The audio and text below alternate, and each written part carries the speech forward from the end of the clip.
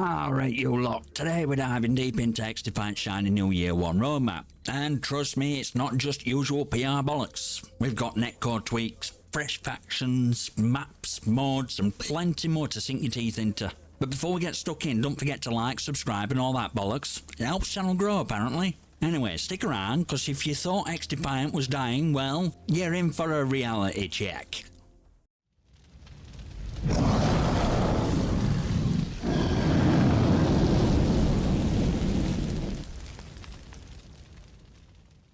Alright, let's talk about Mark Rubin's latest blog post. If you're one of those smooth-brained morons who keeps whining about netcode and it registration, buckle up.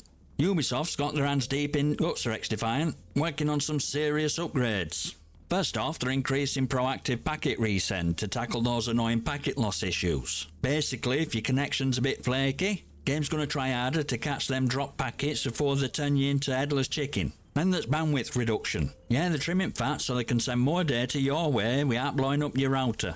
They're also shifting more gameplay systems to lightweight networking protocols. Translation: faster, snappier responses so you're not getting shot through walls cause your game was lagging behind your trigger finger. This is great news for anyone who's been putting up with occasional Hitreg hiccup. Imagine a game where you're not lagging and getting unfairly shredded.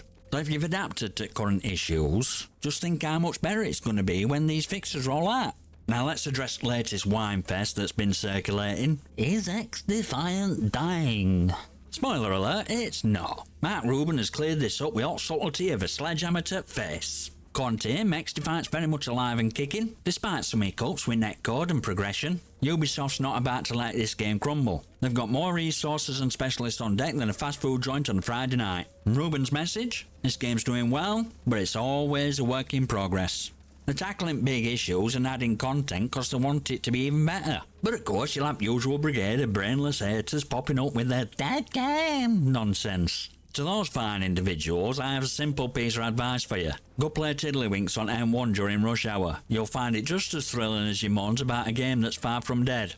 Now then, strap in, cause Season 2 is shaping up to be a wild ride. First up, new factions, Highwaymen. These delightful souls come straight from Far Cry franchise, and let me tell you, they're not here to make friends. Picture a gang of marauding lunatics who see civilians as target practice and death races as weekend pastime. Sounds like a party, right? We're also getting 3 new weapons. They'll be tucked away in Battle Pass, but don't worry, you'll get a shot at unlocking them in future seasons if you miss out. As for maps, we're getting a new one every month. I'm all for this pacing, keeps things fresh without overwhelming us with a buffet of new maps and barely have time to explore. Seriously, dropping multiple maps at once is like being forced to eat an entire buffet when you've only got room for a sandwich. Nah, on to new mode. Bomb. Yeah, you heard that right, it's XDefiant's take on search and destroy. For those of us who live for objectives and tactical play, this is a godsend. And before you start salivating, there's private matches beta coming too. Get ready to test out custom matches and flex those ego-stroking 1v1s. Limited time mods are on way, and while I'm not gonna speculate too much, I've got my fingers crossed for something like a zero abilities mode. Imagine it, pure skill, no crutches. Player progression getting a revamp too, with event challenges and weapon XP objectives. And of course there's weapon mastery skin. Yeah, just one this time. Try not to lose your minds. Plus new rank rewards to give you sweaty tryhards something to aim for. Battle Pass progression improvements. Here's hoping they don't make it easier. Seriously, completing Battle Pass in a week was too damn fast. Expect quality of life improvements as well. Mantle fixes, play collision adjustments, and footstep audio upgrades. About time. We're even getting a top 500 leaderboard, cause why not throw in a bit of elitism for good measure. Now let's dive into Season 3, and what's cooking under Orchard codename. Big mystery here is new faction, which rumours suggest might be inspired by Assassin's Creed. I don't know about you, but Silhouette certainly gives off those stealthy vibes. If it's true, we could be getting some serious parkour and sneaky shenanigans in mix. Season 3 brings 3 new weapons, straight into Battle Pass like before. And yeah, 3 new maps as well. Here's hoping at least one has that Assassin's Creed flair. Rooftops, hidden blades, you name it. There's also a new mode and map type on the horizon, but details are thin. Could it be something like party modes or thematic gameplay changes? Your guess is as good as mine. But low skill players, rejoice. Bot mode is coming. It's perfect playground for practicing those moves without getting your ass handed to you by a pro. And we're finally getting a full version of private matches. Yeah, 1v1s you've been clamouring for to prove your superiority are on way. Can already see egos inflating. Limited time mods will keep things fresh, and player progression will get a bit more depth. Daily rewards are expanding, which should keep those of you grinding away happy. Prestige is being added too, for those of you who love flexing the veteran status. Faction mastery is a biggie. If you're not excited for this, you might need to check your pulse. New rank rewards are in mix, and yet another battle pass. Expect quality of life improvements like replay death cam. Finally, kill cams are coming to XDefiant. Also, a better first-time user experience and ranked rejoin features for those who accidentally rage quit. Ranked sanctions will be in place too for quitters who can't handle heat, so get ready to sharpen them skills and prepare for some new gameplay experiences. Now on to Season 4, codenamed Horde. This season looks like it's drawing from Ghost Recon universe, so expect some serious tactical gear and squad-based mayhem. It's kind of stuff that'll make you wish you had tactical helmet to go with your headset.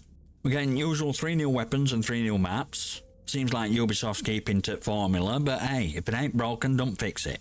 There's also a new device coming, though what that does is anyone's guess. Maybe a gadget to let you call in airstrikes on those pesky campers. Big news, a major event takeover. I'm itching to find out what this is all about. Could be a massive in-game event that shakes up meta or something entirely bonkers.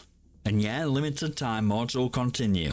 If you're a fan of these, you're in for a treat. Personally, I'm hoping for something utterly absurd, because why not? Player progression rewards are getting another boost. For those of you who need constant validation for your time spent, this is for you.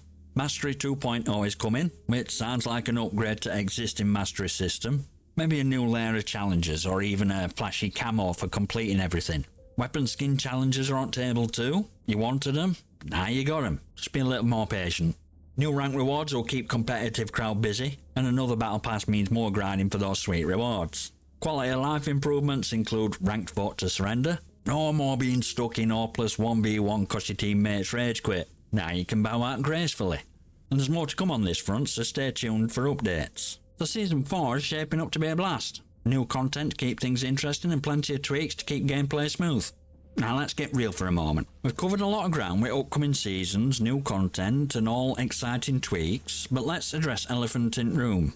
Impatience and why isn't this here already crowd. It's thing, XDefiant's a live service game, which means it's constantly evolving. We're looking at a game that's in a marathon, not a sprint. That means changes and improvements are rolled out over time, not all at once. So if you're one of those folks with a short fuse, remember, good things take time. Network tweaks, matchmaking improvement and anti-cheat enhancements are an ongoing process. They're not going to happen overnight. Ubisoft is working their asses off to address these issues, but it's a complex job. It's like trying to fix a leaky dam with duct tape. Eventually, you need a proper repair job, and that takes time.